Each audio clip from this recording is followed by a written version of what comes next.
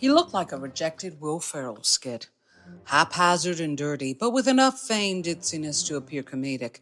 Yet he surrounded himself with younger finance bros eager to figure out dating from a man that felt closer to screwing his mother than a woman. You know, she left me in a drawer, he exclaimed about his mother within 20 minutes of meeting him. For me, if a man tells you he hates his mother upon meeting him, it means he hates women, and she should have closed the drawer with him in it. He was manipulative, superficial, and incredibly stupid, obsessed with taste and how much he knew about art as a way to scalpel his surroundings. The problem with people who are elite, or rather elitist, is that for however much they devour art, they cannot create it. They may be talented, but they are never original, which is why he wanted to be the next Jeffrey Epstein. He was a theoretical physicist that arranged sex parties for the rich, but had yet to meet the ultra-elite, where the real sins began. Have you ever read Mozart's letters? So Mozart died before Beethoven could reach him, he began to ramble. He did that a lot, ramble incoherently, puzzling together random factoids directly towards men and ignoring women. He did not like to talk to ladies beyond placid comments about how he could help them with their singing career. But the truth is, he wanted to become the guru for an upcoming Elon Musk, a 35-year-old nerd that by 55 would be a billionaire and need help hiding his sexual deviancy. The new EP was happy to help. It made sense. Epstein was a brilliant mathematician in the same way my father was a criminal and lawyer. Smart men with sexual deviancy have what my father would call general principles, a belief system that humanity runs on codes that are not moral as much as animalistic, of which the general mass's foolery is that they can be any better than their flesh. It is this mentality that had the new EP justifying slavery, rape, and comparing them to zodiac bigotry. So many women do not date me because I'm Scorpio, he lamented. Like I'm black, he gasped. My friend earlier had met him and noticed his disdain for black women beyond how they told him to shut the F up. That was the only moment he got a woody for me. Then he invited everyone to the Met, which he was closing down for a few friends, she sighed. But I don't know how he does it. He pays for everything on credit. Mind you, I was the only black person and I didn't get an invite. I literally had to go into the sun after meeting him. She was calling me after I met him to ask if she had done the right thing by playing dumb. It was practically subconscious, she said in awe of herself. The new Epstein was circling Tribeca post a film festival to begin a business of life coaching. And because the wealthy are most easily impressed by how you know culture, not by how you create it, he entered their echelons like a whirling dervish pretending to be wind. His ability to clamp down energy by being impactful more than impressive helped him decipher what he called the dumb versus the smart, those capable of wealth versus those who wanted to stay moral and poor. Yet he said one truth that he would ignore beyond his mommy issues. I do crave intimacy. I just can't get it. And that is what made him the perfect Epstein. He had the intelligence to justify horrible sex acts, but the longing for love, which most rich people deny. Yet their affinity to surround themselves with art and dissect each other with taste comes from their intimacy craving. Still, they deny that craving as sentimental or soulful yearning for depth, for humanity. If anything, it's tasteless, it's poor, it's stupid. All right, let's heal, let's discuss. So my friend had connected me to this guy who was kind of like making the rounds in Tribeca. Mind you, he had no past, yet he was in all these parties. And when I met him, he's a big energy that once he starts talking, you see. If you're smart enough, you see he's dead inside. If you're dead inside, you think he's alive. And I say that because he was trying to start a life coaching business and teach men how to date. But he doesn't date, if anything. If you told me tomorrow he killed women, I would believe that more. And teach them how to invest money. Mind you, he never was clear how he made money. If you asked him how he made money, he's like, I never go out to eat. I only travel. And he just got his first apartment at 60. And so basically he's saying he has a savings plan, not a business. And what I think about men like him and why they attract younger men is that we have created a society where women care for men. That's how they're painted for, as caretakers, as muses. But men are guided by men. Men are inspired and defined by other men. And you see it all the time. And I'm sure every woman has experienced this. And every person that is in a group where their oppressor is more dominant, right? The only Black person amongst white people, the only poor person amongst rich people. Just this moment of kind of realizing you're in the room, but you're not seen. And I think for people like myself who have always been able to my life has been so filled with random side quests. I mean, I really am Adventure Time.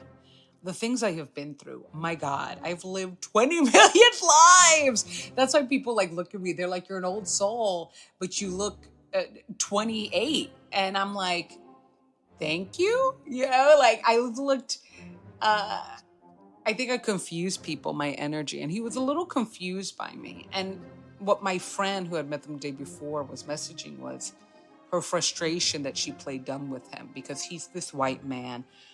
Absolutely. I think what rocked me is that he was trying to be a life coach for these wealthy men that were kind of existentially lost, trying to make more money, making more money than what they ever knew, or at the very least what their parents expected of them, and just having no clue how to define their personal life. They didn't know how to stabilize marriages. They didn't know how to date. They didn't know how to be social. And it's a weird thing.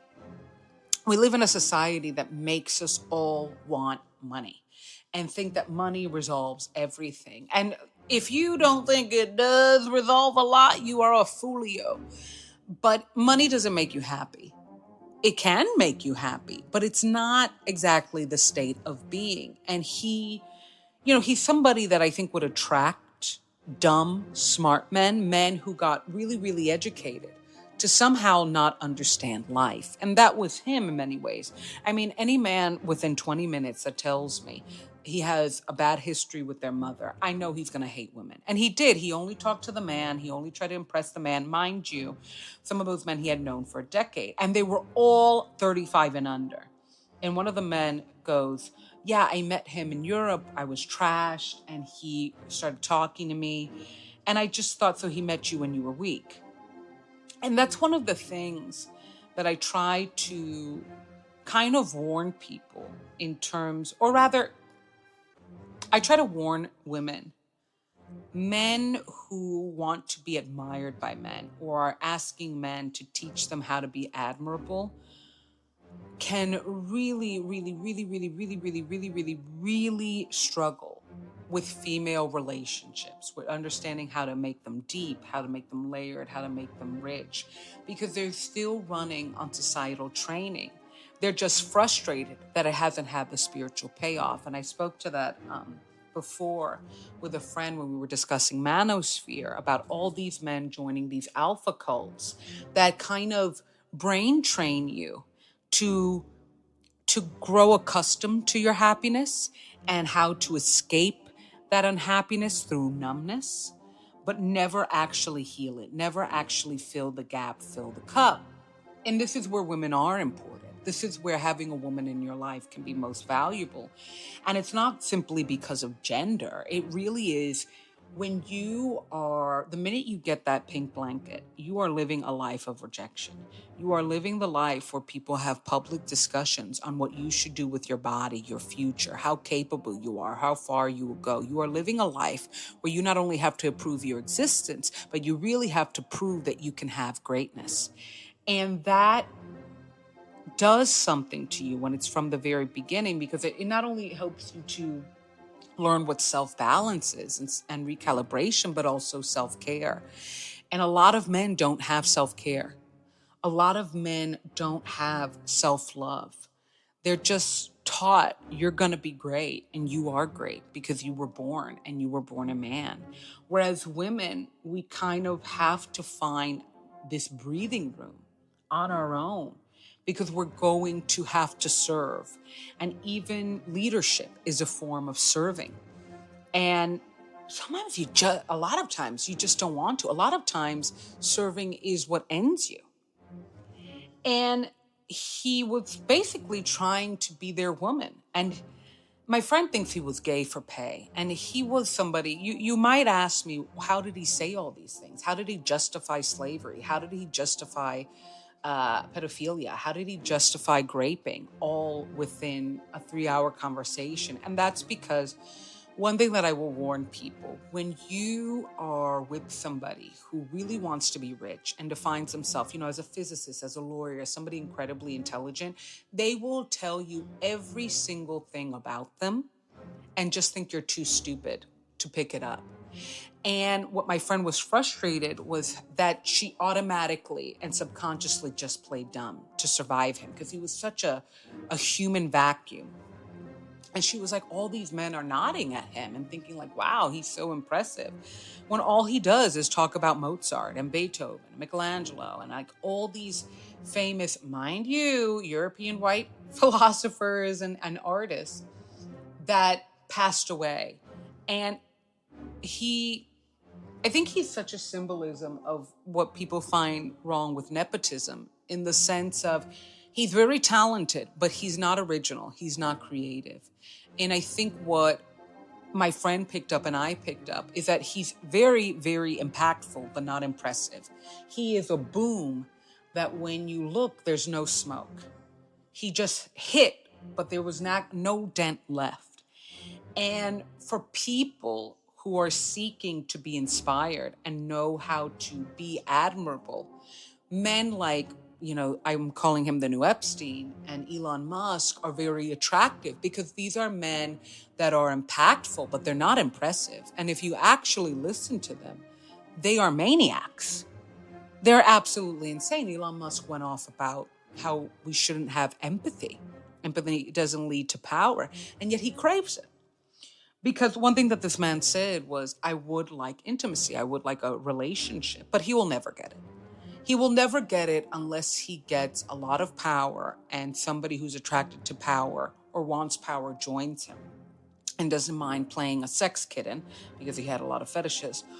Or he has to get somebody crazy, like absolutely mentally ill, a Ghislaine Maxwell, somebody to join his deviancy. Because it was so weird how immediate he said, and maybe it's because a lot of the people that I was with were wealthy, was started talking about sex parties. And my friend who works as a consultant for a lot of CEOs has mentioned there's a huge sexual deviancy amongst the ultra elite. And my father, that was one of the ways he was able to hang out with them. If he ever hung out with them, he was a deviant.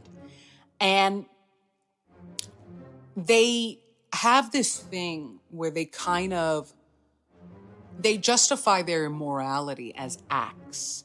And they use particularly history and art to explain that all their crazy acts, including, screwing an animal, is somehow human. It's not about morality, it's human. It's not about being a good person. It's about being flesh and blood. And he understood that he was not going to invent anything. He was a theoretical physicist, didn't even say where he got it. But he also understood the fact that he was really smart, like Epstein, who was a brilliant mathematician, made really wealthy men in particular feel safe to confide in him their sexual deviancies and fetishizings, because he, the first thing a smart person, and my father taught me this, will do to justify their evil is say, you have too many feelings. You're being too moral. You're ignoring humanity, and humanity is carnal. Meanwhile, they all crave a spiritual experience because that's what sex is. Sex is the most carnal version of a spiritual experience. It is euphoria. It is pleasure, which are feelings and are sentimental. The spirit is sentimental, but it comes via the flesh. And they try to convince themselves that because humanity has a history of slavery, of which right now we are at its highest numbers, because humanity has this history of deviancy and sex is so vital to creation. They're not doing anything bad. They're just doing something different. Understand? That's how the devil explains himself. And he was just a very, very, very overwhelming guy. He won't go far there, or maybe he will, but he's not going to be their next chosen one, because he was like, oh, they're auditioning. They're trying to find replacements. And I always knew that world will never end, because this is where history does come in. The ultra elite, and this is where the history and psychology come in. One of the problems with the ultra elite, and not all, but most, is that their deep-seated narcissism comes from this idea that if I consume the world, because there's no bigger consumer than Jeff Bezos. There's no bigger consumer than a trillionaire. If I consume the world, it will satisfy the fact that I never feel it, the fact that I feel rejected by it. And then they do it because they are merciless. They don't have morals, which is why every now and then you hear, oh, he's ending unions. He's trying to, turn Amazon Prime into a covert ICE. And they are the most, he got mad at me because I said, you are the most emotional person I've ever met. I am convinced there's nobody more emotional than Vladimir Putin. So emotional, he'll start wars. Because it's almost like they're so emotional, but they don't know how to handle their feelings, that they become physical. And they materially consume the world and build these systems where people cannot materially thrive and get upset that they still spiritually do. That families still have birthday parties, even if they only have 2 cents. And they don't understand humanity because they really are dead inside. And I feel bad for the times that we are entering, because good people struggle with the fact that evil doesn't end unless you end it. Literally, just cut the snake off. And we're not that way. A good person will ask, how did that snake become that way? Maybe if we change its scales, maybe if we talk about it, because we know the power of life. We know the meaning of life. And yet we live in a society that makes us pay for it. I was in Whole Foods a few days ago, and I was like, and saw them throwing out fruit, and I was like, that's from the earth. There should be no famine. But we will have famine. Why? Because we have Elon Musk. We have Jeff Bezos. We have Kim Kardashian. We have ultra elites that represent, very banally, evil. Jeff Bezos going out there talking about how we need to pay nurses. Pay your employees, sir. And it's tragic, because they will find new Epsteins. They will find men like this man who will help them kind of feed that carnal desire to feel, even though they swear they're fact-based. The minute you hear somebody intelligent say they are fact-based, run. That person is volatile. That person has rage issues. Trust. And I say that because I was raised by my father. My father was an emotional wreck that could only cause wreckage. And he didn't want to see it. And maybe he couldn't see it. But he was pure evil because he just wanted to feel. But because he couldn't feel for himself, he had to consume other people's feelings. He had to consume the tears of his wives. He had to consume the glee of his male lovers, allegedly. Yeah. And they consume people in many ways and their energy, because they refuse to go through the pain and glory of what it means to foster your own energy, your own humanity. And yeah, damn, that got deep. But that's how it is. Fair warning. Good luck, everybody. Check out Hadidin on all music platforms. Check out Daddy Recovery on DeAndreReviewsItAll.com. We have got a section, and follow the Substack. Love ya.